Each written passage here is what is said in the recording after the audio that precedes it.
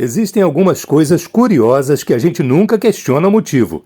Existem outras que a gente até tem curiosidade, mas não perde tempo em saber. E outras que a gente nem faz ideia que existem.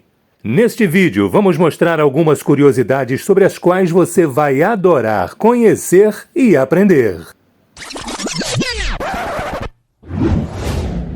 Torre de Pisa. Por que ela é inclinada? Para começo de conversa, você sabe o que é a Torre de Pisa?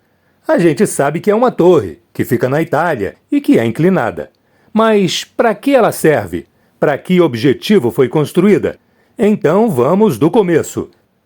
A Torre de Pisa é um campanário, que é uma torre erguida para abrigar os sinos de uma construção religiosa.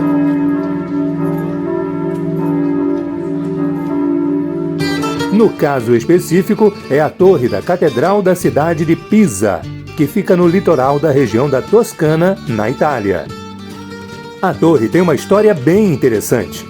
Ela começou a ser construída em 1173, portanto no século XII, e até ficar pronta, em 3 etapas de construção, foram mais de 170 anos.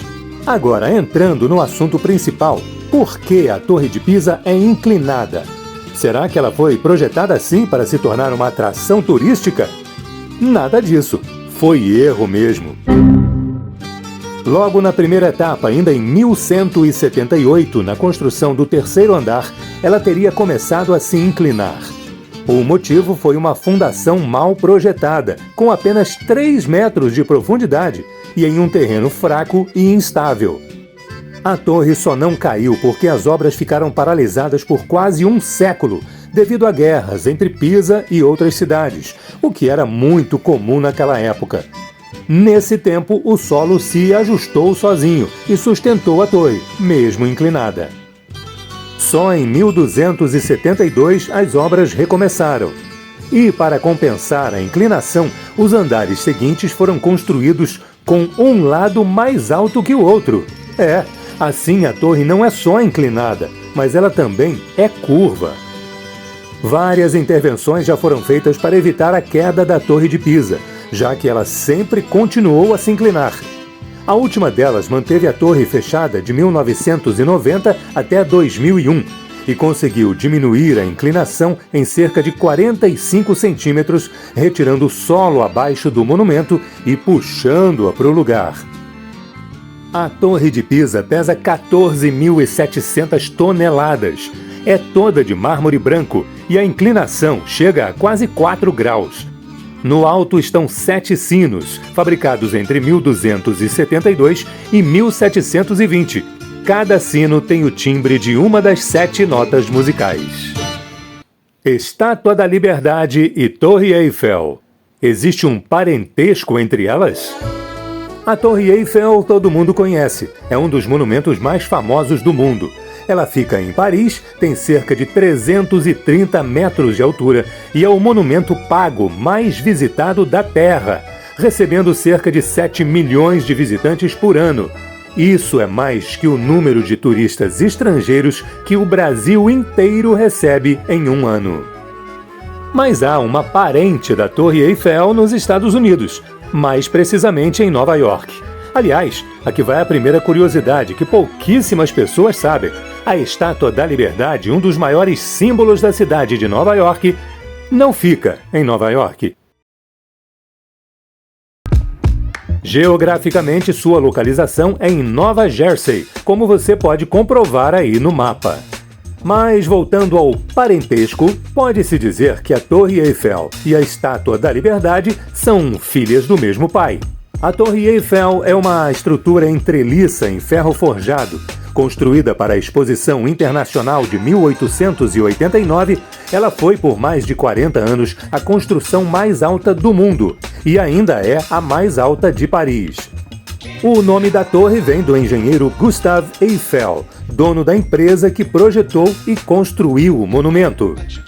Mas 3 anos antes, em 1886, era inaugurada nos Estados Unidos a Liberty Enlightening the World, ou Liberdade Iluminando o Mundo, que é o nome oficial da Estátua da Liberdade.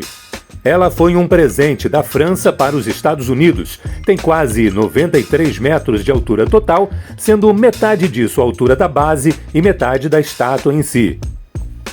Idealizada pelo escultor Frédéric Auguste Bartholdi, a estátua também foi projetada e construída pela empresa de Gustave Eiffel, daí o parentesco entre os dois monumentos.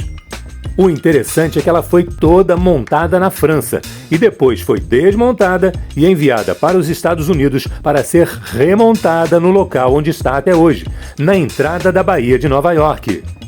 Antes disso, na Exposição Universal de 1878 em Paris, partes da estátua ficaram expostas para o público, como a cabeça e o braço com a tocha. Estas partes foram concluídas antes do restante da estátua. Mas como seria a altura desses monumentos em comparação com outros? Vamos ver isso já já, mas antes saiba que você pode ajudar muito o nosso canal apenas clicando no like e se inscrevendo. E claro, deixando um comentário sobre o que achou do vídeo. A gente conta com você, ok? Voltando!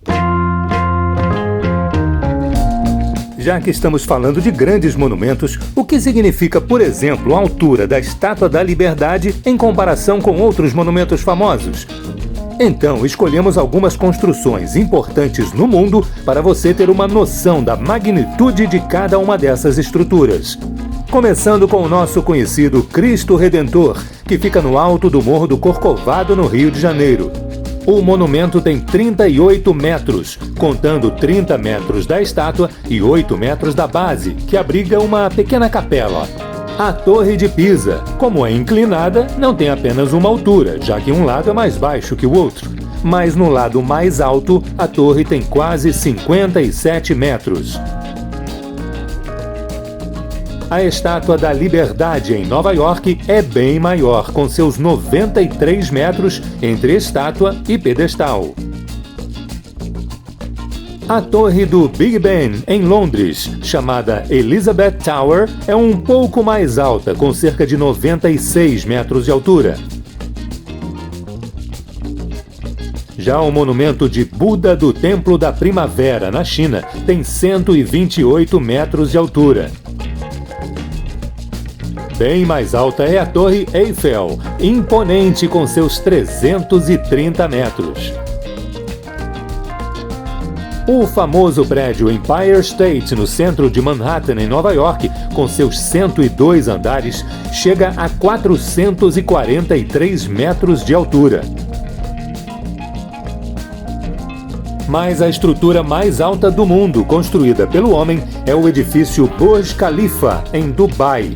Ele tem 160 andares e nada menos que 828 metros de altura.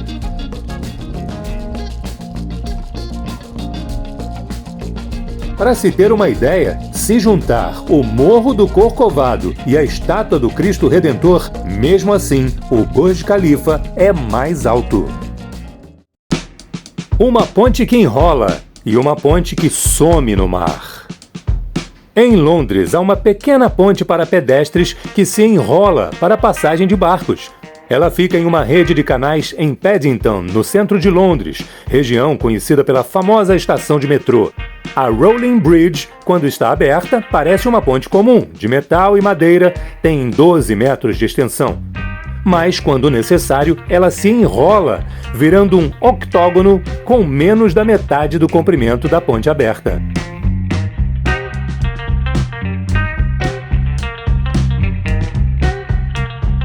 Uma solução interessante e bem curiosa, principalmente para quem vê pela primeira vez.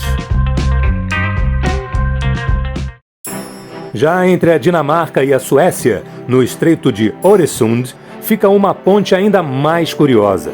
Chamada de Ponte de Øresund, ela simplesmente afunda no mar. A explicação é que, do lado sueco, ela começa como uma ponte comum, com quase 8 quilômetros de extensão. Essa ponte chega a uma ilha artificial com 4 quilômetros de comprimento, e dali em diante mergulha em um túnel sob o mar com mais 3,5 quilômetros. Aí você deve fazer a pergunta que praticamente todo mundo faz. Por que ela não continuou como uma ponte até chegar na Dinamarca?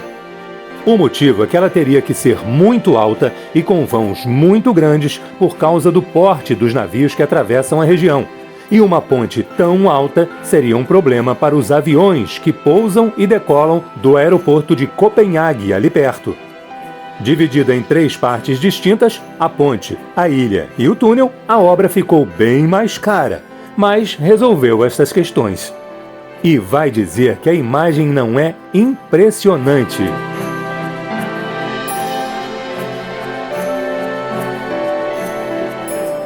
Agora deixe seu comentário, diga o que achou do vídeo e também dê uma sugestão para nossos próximos assuntos. E se ainda não fez isso, deixe seu like e se inscreva no canal. Muito obrigado e até o próximo!